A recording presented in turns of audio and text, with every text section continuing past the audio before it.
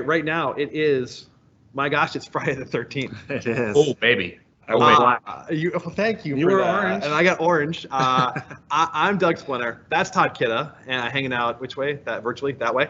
And you are? I'm Steve Wynn. I'm a program manager with the Yammer product and engineering team. Yes, you are. So Steve's our special guest today. We're going to talk about Yammer futures, give you some minutes to go over the new stuff, including some of the Outlook integration, that kind of stuff. Yeah. I've got one small reminder. A couple of Teams announcements that can be used in interesting ways. One security announcement of Intune for VPN policy management leaning toward remote work, and some stuff about how to look at audit logs more intelligently, which I think is going to be important for people to understand maybe how people are working and what the content they're using is right now. So we're not focusing exclusively on COVID-related topics, but remote work is top of mind for everybody. And well, a lot of people are talking about bandwidth and whatever it is. I want to talk about how do you understand what content people are using so you can prioritize access to that. Mr. Kidda, what do you got? A couple Power BI things, some mobile, some search, some desktop, as well as UI flows. Awesome. All right, so we're kicking it off from our side. Last week we called the ball and said, hey, at this time of greater accessibility comes a whole bunch of greater attack vectors, and so the work securely tips are on the board. For some reason I cannot get rid of this little pop-up on top of this. Oh, there we go, got rid of it. So it has talked about what you can do in short term and the rest of it. We said last week conditional access rules. We talked at the user group in the Twin Cities. Turn on conditional access rules, get multi-factor authentication activated, and make sure that people. One of the pro tips I thought was interesting in here was maybe you should consider your official communications as video recorded messages you post, because those are almost impossible to spoof. Make sense?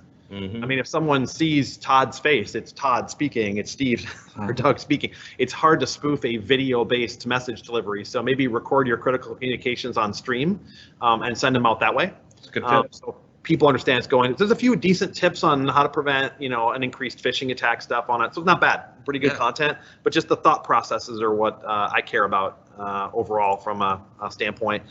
From the security standpoint, Microsoft Endpoint Manager announced a expansion of VPN solutions. And what I like about this, we can cut full screen on this content for a brief moment. What I like about this is it breaks it down to say, what about on-prem to multiple apps from fully managed mobile devices? And then it says on-premises access to web apps from non-enrolled devices, and then on-prem access to business apps from non-enrolled devices. So I think it's a pretty good breakdown on the buckets of technologies. And the specific announcement talked about the addition of a couple of the VPN vendors, but the whole entire list of all the different supported VPN stuff. And it is like the who's who of the major VPN providers that can be managed through the Intune fabric. So if you are looking at that advanced mobile connectivity mode and you're wondering about how to manage that secured access, and maybe you were only exposing this much, but now based on remote work requirements, you have to sort of open it up. Right. The Azure AD App Proxy and the VPN profiles are two awesome pieces of technology anyone who owns EMS has access to. They'll provide a single canvas of safe, secure remote access to it, so might be worth a dig in. Wonderful. See? That's all I got was wonderful. All right, so Teams did have an interesting announcement around capabilities specifically aligned around healthcare. Did you catch these at all, or no? I saw them. Yeah, so I thought it was kind of interesting that you can now schedule and conduct virtual visits through the booking apps within Teams. Now, the interesting part about this one is that they have the integrated Outlook scheduling experience and everything else, but I do think it's an interesting fusion of bookings and video conferences. And I think you probably use this for more than just clinical scenarios too. One thing I want use bookings all the time. Have you ever done a segment on just bookings? We have not done a segment on bookings. Bookings is phenomenal. People schedule meetings with me all the time using my bookings setup. Oh, well. Yeah, we can talk about that at some point. We should, because you're a real user of bookings then. Mm-hmm. Is that when you have your little link at the bottom? Yeah. Is that what you do? You use bookings to I mean, sometimes I put in my little link at the bottom of chats or an email. Sometimes you just need to really meet in that's really good. Real life, right? Yeah. So it's a fascinating thing, because if you want to get a hold of Steve, if you can have that little message at the bottom of Teams when someone auto replies to if they pull up to chat with you, you can have a message sitting there. Mm-hmm. And yours says, hey, if you want to get a hold of me live, go to this link, and that's booking series for that. Mm-hmm. That's cool. We should do that. Yeah, it's really cool. Would you come back and show us kind of the real stuff? Awesome, right? So it's always nice when we hear from, because obviously as one of the product managers, you have a lot of people asking for your time to give briefings like you're about to do for us. Yeah. Okay, so the on-shift targeted communications, I thought that was pretty cool, because you're trying to get people who are actively on duty, not just everyone who's in a group, right? And so some like the on-shift targeted communications is kind of interesting from a capability standpoint. And then I wanted to shout out one small thing. If you look on top of it for the Improvata tap access for it, that is an engineering thing that was pioneered here at the MTCs for joint engineering effort. So that was one that we started as a skunkworks thing, is now part of our greater clinical fabric. So we're feeling pretty happy that that one got called out as a awesome. as part of the clinical sequence from the MTC standpoint. I got one more that I wanted to pull out, and I have a link to this. So a while back, well, it would have been in September, at SharePoint Saturday, Corey Buzzle, who's the modern workplace architect, and I delivered a session on making SharePoint news newsworthy. And if you go back probably around episode 108 or so, we had a, well, it's easy then I can tag the numbers because we're at 128 now. That's how many times we've done this show. I find it funny, you know it verbatim. Well, I looked up right around when it was, but I kind of know when we did certain range for activities. And I was looking at some stuff last night. So right around there, we had we showed off our Power App, where you created something and it programmatically generated a news page, and then we published that out there for Doug's Power App and the Automate Flow. So there's a Power App that drives a SharePoint list. The list picks it up, calls the SharePoint API, and generates a news page, which you can then syndicate to Yammer or other places. Notice that Corey has this news telemetry report. So he took it a step further and showed you how you can combine the Office 365 audit log. So let's go full screen on this for a minute. How you can combine the Office 365 audit log with Power BI, the consumption content pack, and then you can target and understand who from where, like the site collections and targeted locations, and who's by department is looking at those from geography or other locations, drive down specific content. So here's the cool part right now. If you were to cut back, let's consider this. So say that we were to put up a SharePoint news page. That in itself is only going to advertise on the SharePoint sites itself. All right.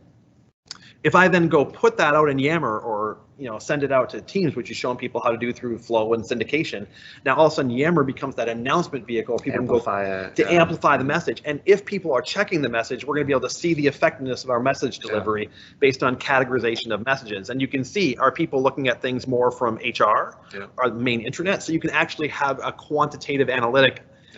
Now this is working for any piece of content. We filtered it down to news pages from certain site collections, but you could do it for documents, policies, procedures. And obviously we can take the same audit log and get data from Yammer for activity usage and whatever it is. So if you want to get different lenses on your data, we got that going.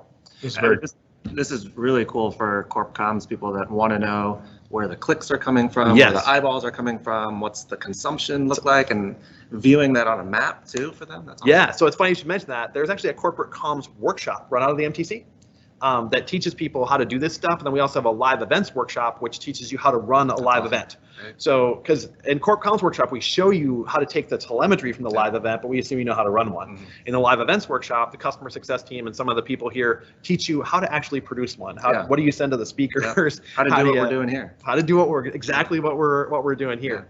And so those are the kind of things, and we're really focused on the education aspects of this.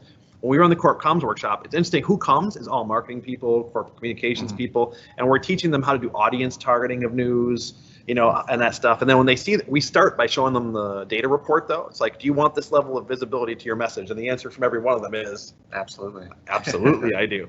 Okay, well, so that's it for me this week because I wanted to give time to Yammer. We have to do some recabling on this side. So, Mr. Kidda, why don't we cut to you while we shift around our content, and then you can go over some Power BI stuff while we move cables. Cool. Awesome. Pay no attention to the man behind the curtain. Yeah, this is a very high-tech maneuver we're doing right now. All right, so thank you. I'm going to talk a little Power BI first, and I'm just going to open up with the March update of Power BI Desktop.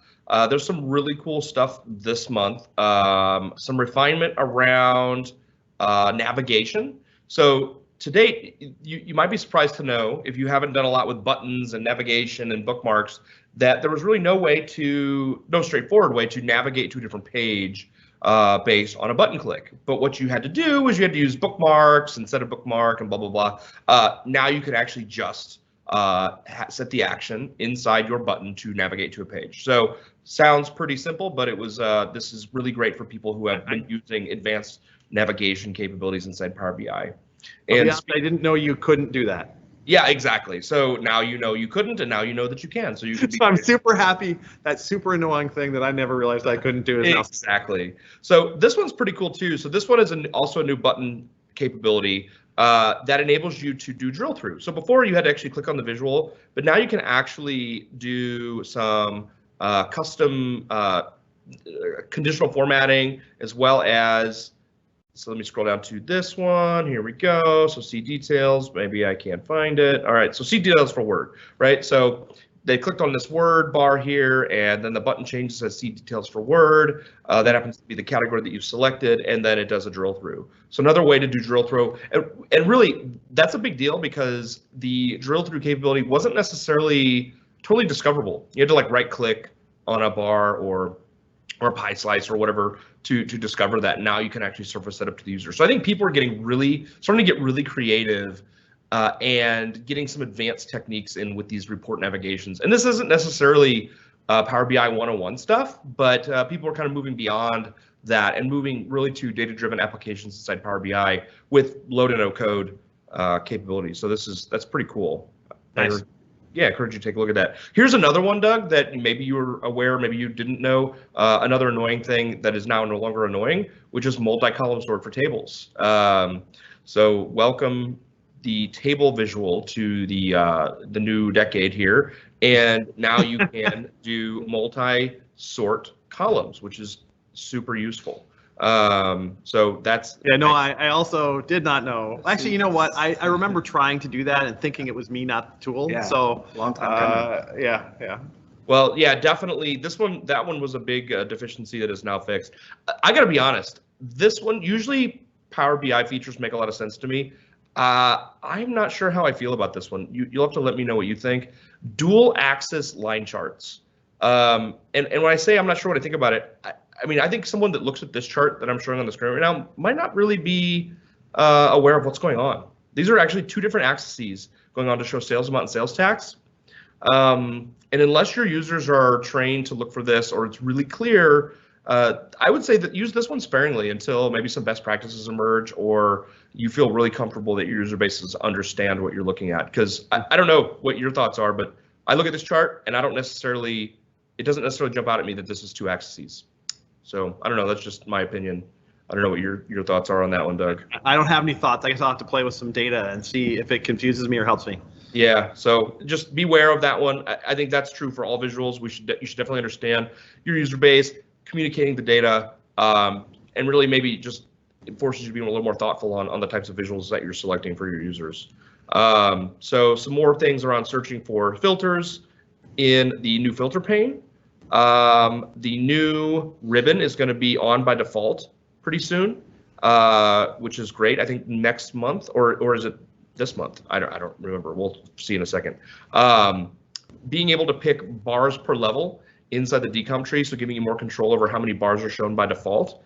So that's super useful. Yeah, new ribbon is on by default now, so this month. So that's there. Looks quite a bit different. It's been there for, I don't know, 4, 5, 6 months now. So understanding the new ribbon is now no longer optional. A new coalesce function in DAX, and this is super useful. And if you're a SQL person or you're a developer of some sort, you probably know what coalesce is. It's basically you give it a list of things and it picks the first thing that's not empty. So this is super useful, and it's even showing here that it doesn't have to be all the same data type. They can be integers, they can be dates, and it's just going to pick the first non-blank thing. Finally, I don't want to cover all of this, but I want to talk about how there's a new DevOps template app, which is super great, as well as the connector for Hive LLAP. So this is great for big data. LAP, we have a managed service in Azure that's Hive LLAP, which we call the interactive cluster. So if you have terabytes of data that you want to enable your users to go direct query, this is a great way to do that. So that's a new capability in there, and I encourage you to look at that. And then finally, one of the hottest topics, as we've been talking about, Doug, for the last 6 months or so, is people, again, have moved beyond the how do I build a report, how do I connect to things. People kind of get it at this point, and there's well-structured ways to go learn those things. But the big conversation has been, how do I govern this environment? How do I roll it out? How do we do administration? There's now, and we've had the dashboard of the day going for years now, and that content's been available. We now have basically admin in a day content that's available, both for partners. So that content is available if you want to give this training, or the attendee content. So we've operationalized this. And so now, in addition to the dashboard in a day content, we now have instructor-led administration in a day training available to you. So this is really good stuff here. That's a very, very, very good, because it's overdue. People are starting to graduate beyond the dashboard in a day, the level, they're truly operationalized. Like I have a customer, they have dashboard in a day trainers. Probably half my large enterprise have dashboard in a day trainers on staff. Yes. Like they're leading their own dashboard. They love that we publish all the content because they're going to town on their own. Yep. So it's time for us to move upstream as the market, gets all that stuff going. So yeah, awesome. And if you have Power BI in your environment and you have not, because the number of customers I talk to where they have Power BI in their environment and they have kind of some strong usage and really still don't understand even the admin portal for Power BI. So that's super important. Have to understand that because there's security settings in there that are super important. Take a look at the content and get familiar with it. All right, so a couple more things I want to make sure and give Steve plenty of time here. Some great new controls for Power BI Mobile, how you interact. So it's interesting when you have a report that's was designed on a desktop for a mouse and for desktop interaction, how those things interact with your finger on a glass device.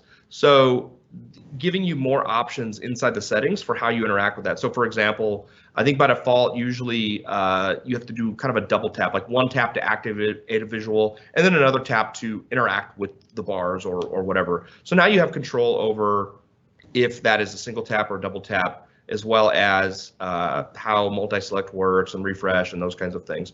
And in addition to, administrators can set this as well. So if you have an opinion on what it should be for your organization, those settings can be set across the org and then pushed down to the mobile apps across the organization. So that's good stuff. All right, this is pretty cool. I think this one is great. They really put a lot of thought into the search capability inside of Power BI. Including a new zero search experience where you just put your cursor up in the search and you get some things that are recent, as well as being able to have the search just be global. So whether you're searching for a report or a dashboard or an app or whatever it is, it's now just easier to find the thing you're looking for. So, hey Todd. Yeah. Did this integrate to Microsoft Search as well, or is it siloed to Power BI? I think this is likely a siloed Power BI thing because it's such. All right. I'd imagine that will change over time. I was just curious if they did it right away. Yeah, and I think this one's super useful too because sometimes you don't remember. You're like, I know I have a thing where I have my metric, and I don't remember if that's a dashboard or if that's a report or what it is. I just know I need to see my thing, so I just search for it, and then it shows you can see the little icons showing up right here of what is this thing. So I'm happy to see this, the refined experience for Power BI search in the service. So this is good. One more quick thing here from UI flows. Again, every week there's something new here. Unattended RPA and Azure Active Directory support for UI flows. So no longer do you have to have a dedicated desktop that's interactively logged in. You can now do unattended UI flows as well as things for machines that are AAD joined, which I know a lot of us at Microsoft have moved to that model for some time now. So I think more and more people are doing that. So it's not just AD joined machines any longer. It's now AAD machines plus the unattended UI flows. So continued maturity here. Excited to see the innovation coming out of the UI flows for Power Automate. Nice stuff.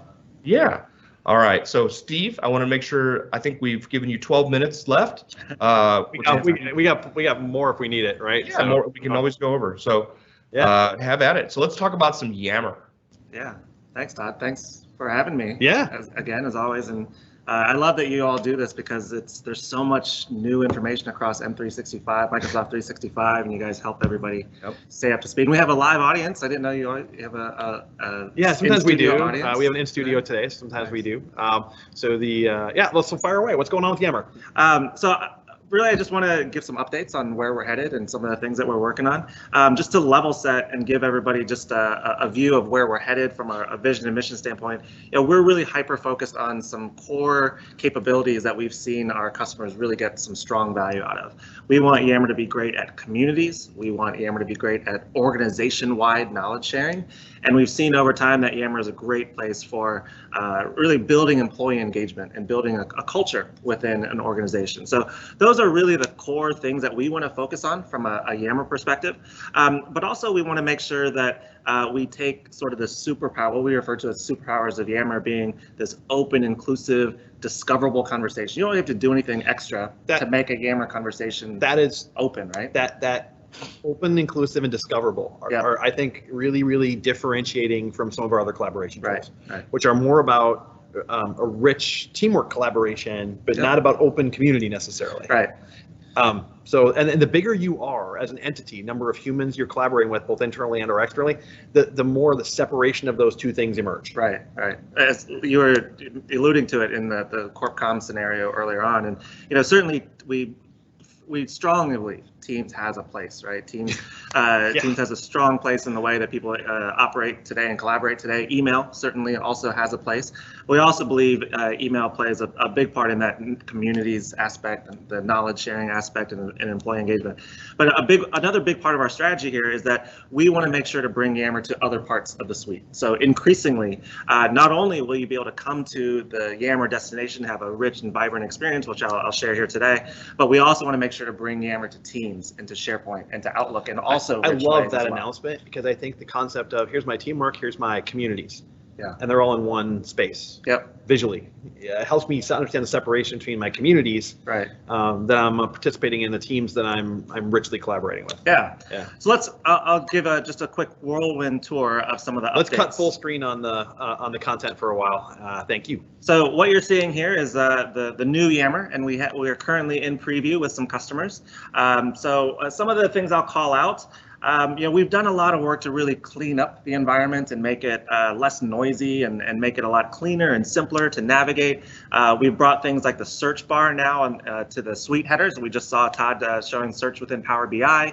It's the same place you access search across SharePoint and Outlook and Teams. So now you can access search at the top in the same place as other parts of the suite. Similar with notifications. We brought the notifications off of the homepage itself and into the suite header. So it's a sort of a common design principle, common place to access things like search and notifications across the suite. You can now brand your Yammer homepage. So this was a common ask amongst many of our customers, is the ability to have that sense of engagement and connection with the brand and have a logo there. Another big thing that we're doing here is we're renaming Yammer groups to be called Yammer communities. How often do you get asked what's the difference between Yammer and Teams? That's right. All the time. All the time. So one of the things that we want to do is help create a greater distinction, so that when people come to Yammer, it's about communities. It's about large organization-wide groups of people coming together. We think communities helps to convey that a little bit better. So we've done a lot of work, like I said, to clean up the feed. You see the sort of card view helps to create some separation between threads and between conversations.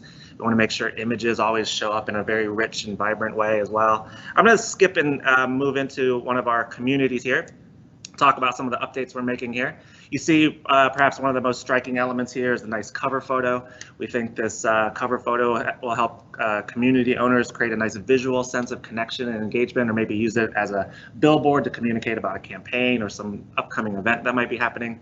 We're also giving admins an ability to pin conversations. So you see here the little pin. So now you can pin messages at the top of the community feed, so that it's sticky, and when people come to the community, they see that announcement or message. So if we did have like a leadership portal, or like, for example, right now, I've noticed one of the things differentiate just like live inside of Microsoft right now is some of the campus communities, like where they have Yammer for the campus, and they're communicating about announcements and stuff about COVID through that. That's right. Through those vehicles.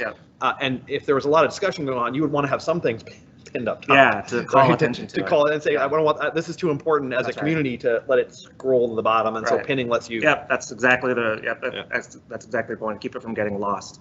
Another new admin capability here is the ability to close conversations. So in this case, this is a question and answer. We've also done things to make things like question and answer stand out a bit more within the feed. So hopefully that helps people use the question and answer capability a bit more. But in this case, this question has an answer. Maybe you don't need any more answers submitted to it, or maybe a thread has gotten out of hand. You want to close it off. No more replies. Threads I've seen over the years where this would have been great. It happens, right? So you can close it off. No more replies.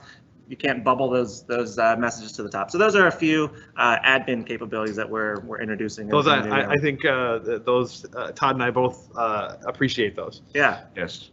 So let's switch and talk quickly about some of the integration work we're doing. I should also mention all of the things that I showed are coming fast and furious to mobile. In fact, I mentioned we're running a preview. A lot of the new capabilities, like having that nice cover photo, you can already do in mobile today. So community admins can upload and create that that cover photo within their communities on mobile today. We're moving really fast on mobile as well. So you'll see a lot of updates there. This is SharePoint, so we have a sales best practice communication site here, and what we've done is we've embedded the feed, the Yammer feed from the sales best practice community onto this page. You can see here it inherits the new Yammer UI, the new design. We also take elements of the page itself and inject it into the web part as well, so now it feels like a much more native part of the page, and we bring the best of conversations from Yammer with the rich content that we know that communication sites and news are able to create. So that's awesome. This is highly complementary to what we're doing from like the SharePoint news article strategy. Right. Yeah. There's this authored content, and there's the announcement of it, and then the collaboration of it around this stuff. Like this all dovetails really well with what we're seeing customers emerge as their pattern and the pattern we've been recommending out of the technology center. So I'm happy about this because it feels like it makes sense. Does that, you know what I mean? Well, and now you can do all the things that you would normally do on Yammer, whether it's consuming the feed or posting messages or uploading files to the feed. You can do it all from here. So if you don't want to ship your users off or your employees off to Yammer, they could do all those same things here. So community and context. Yeah, that's right. Awesome. So here now we're in Teams, and of course we talked about the explosive growth of Teams. We see a lot of our customers really embracing Teams in a big way. This is a team. I won't go into the Yammer tab right now. This is something that's been there for a while, but you can have a tab that's specific to a Yammer community. But what the tab lacked was an ability to see more broadly, right? The open, inclusive, discoverable conversations are happening across Yammer. Yeah. So coming very soon will be the ability to pin Yammer on the left side, on the left rail of Teams. I saw this at Ignite, and we all went, oh, hell yes. Like that was the almost universal response from all of us. Yeah. So you'll be able to pin Yammer on the left. I did not know this was coming, and that's perfect. It's brilliant. Yeah. So now you can experience Yammer in the window pane of Teams without having to leave Teams. If Teams is becoming that place where you're spending more and more of your time, I can access all of my communities and my feed just as if I were in Yammer. If there were a live event happening, I could watch the live event directly from this Yammer app right here within Teams. So this is coming probably early April timeframe is when we plan on delivering. I think it's just wonderful. So the last integration that I'm super excited about is the Outlook integration. So you might be aware, previous incarnations of a Yammer notification, you got a little snippet of an article or a post, and then you had to click the link, and then it shipped you out to Yammer. It really broke your context, right? So what we're doing now is we're making the Yammer thread, it's now live and interactive in the body of the Outlook email. So you're one of the first people to take advantage of that interactive framework stuff Microsoft's building. We've gone beyond even some of that. You take an example like CorpCom sending out an announcement in Yammer, right? Yes. Now you can get a notification, the email notification in Yammer, and have a fully interactive thread where you saw this thread in Yammer previously. Right? You see the images are here right in line. I can expand this out and I can see the full thread here. So I see all the comments here right in line in the body of the email. I can play this video here. The GIFs play in line. It's fully live here. I can like messages here. I can like or unlike messages. I can even comment here. So when I comment or respond here, it posts it back to Yammer. So now you can have these rich back and forth conversations that you used to maybe send an email and you don't want people to reply all to. Okay, so let's pause and time out on that. So real quick, how did you get that into there? Did I just have to put a link in, or how did I get that embedded? You have to subscribe to inbox, or you have to subscribe to some email notifications in Yammer. So if you subscribe to, let's say, our CEO Connection community, and you wanted to get those in your email notifications, they would come through live like this in OA, and I'll talk about desktop in a second. Yeah, so love that. Because we have this multi-generational workforce out there, and some people are still or when you receive communications contextually, I always call it there's a slide or a crash out, right? Yeah. A slide is when you have this beautiful integrated experience and you don't really notice as you go from tool to tool or it's embedded. Crash out is when I get taken completely out of context or something else. Yeah. That's wonderful. Yeah. Yeah, and other examples are, leaders within organizations. They still spend a ton of their time in Outlook, right? And we feel like if we can bring these messages to them in Outlook and then give them these lightweight ways to interact, like do a quick right from email. You're more likely to get that stickiness with the get that executive leadership side. engagement that we know really helps to drive adoption across an organization. Here's an example of a poll, by the way. So now you can do a Yammer poll and have it live here in Outlook. I can do the voting right here, or stream. So if you've embedded a stream video in your Yammer post, the stream video loads here, and you can play the stream video here right in. That's awesome. So let's cut back to content, because this is like the good stuff here, right? So this is coming. This is already available in OA today. 100%. All of our tenants have it today. Yep. We're working on desktop and mobile. That'll be later on this year. Okay. That's awesome. Yep. So that was a lot. Yeah, we went through that quick. That was your speed tour, right? Yeah. Well, we're always accused of going quickly, which is a good thing, right? Because the point is to distill down this stuff. So Yammer groups moving to Yammer communities, which is what they always were, really, right? Yeah. And that community of interest and the larger discoverable open conversations that Yammer represents. Seamless integration with Teams from a UI and also into email for We want to give people a choice where they want to work. Yeah, that better context experience for collaboration and work. Yep. That's awesome. Yeah, so we're excited. Hopefully all of you are excited. Year of Yammer. You've got me reinvigorated on Yammer, I got to tell you. That's great. Year of Yammer. Yeah, like there is a lot of people trying to figure out how to do community well. And I think if you look at the continuum of stream and live events, the executive engagement portals, like destination communication sites, news, enterprise search and connectivity, and you weave that together, you have these out-of-the-box experiences that are great, and you can do a little bit of extension integration, like we were showing with some of the telemetry and whatever it is, and you can truly have is my message getting out? What am I pushing, and to whom is it being received, and how is it being reinforced? Because if you think about like the change management stuff, we've all gone Microsoft through the ADKAR framework, right? And so one of the big things about change is reinforcement of messages, and this allows for that easier reinforcement and engagement model. So I think these are great, and they're not. They're a series of evolutionary changes, nothing truly revolutionary, but they allow the use of the tool to expand to its appropriate place. Yeah. So I'm happy about all that. Yeah, so, well, thank you for nicely done. It's great. We're gonna steal you back for the bookings thing, because having a real world person talk about, just like first person as to how do you use it. I sort of hacked it together for my needs. Well, I know, but that like what part of what we do around here is say, like I don't care what it was, built for. I designed to do. We care what it can do. Right. And so, so it's interesting to see how people use this stuff. All right. Well, we are just a couple minutes over, but that was a Flash Friday. If you are engaged in remote work or you have challenges and stuff, there's tons of Microsoft resources out there. Hopefully it's coming across with the intention of helping, like everybody means it. Like I'm seeing it constantly on the LinkedIn, a lot of the same crossover posts. Remember that there's everybody who's trying to, from all the tech industry, we're basically trying to understand where are the challenges and help you gear up. So, so if you need that, also on a go forward basis, this is a time to learn. And if you're paused a little bit, so this is good. We're going to come out of all this and it's going to get very busy. And so what I'm giving guidance to the people who work for me is like, take this time, like be reflective, be helpful to others around you, and also take this time to finish up and learn, and take from these moments what you can for better go forward, conditions for all of us. So if there is anything, wash your hands. And so if there is anything that anybody needs from the Microsoft teams around the world, really, we're standing by ready to help. We're going to increase virtual events and virtual learning exercises throughout the MTCs. You'll see that. So if you're not comfortable coming and you have things that are happening in the centers, we're going to turn those into virtual events. That'll have learnings for all of us, I'm sure. Build is virtual now. Build is virtual now. It's funny, Power Platform's done their virtual academy more successfully than almost anything. Todd and I were blown away about how successful all that's been. So the key thing about virtual learning we found for anybody who's doing this is focus. Yeah. Like treat it like you're there, and it goes much better. So everybody be safe out there. We'll be back next week, Mr. Kidda.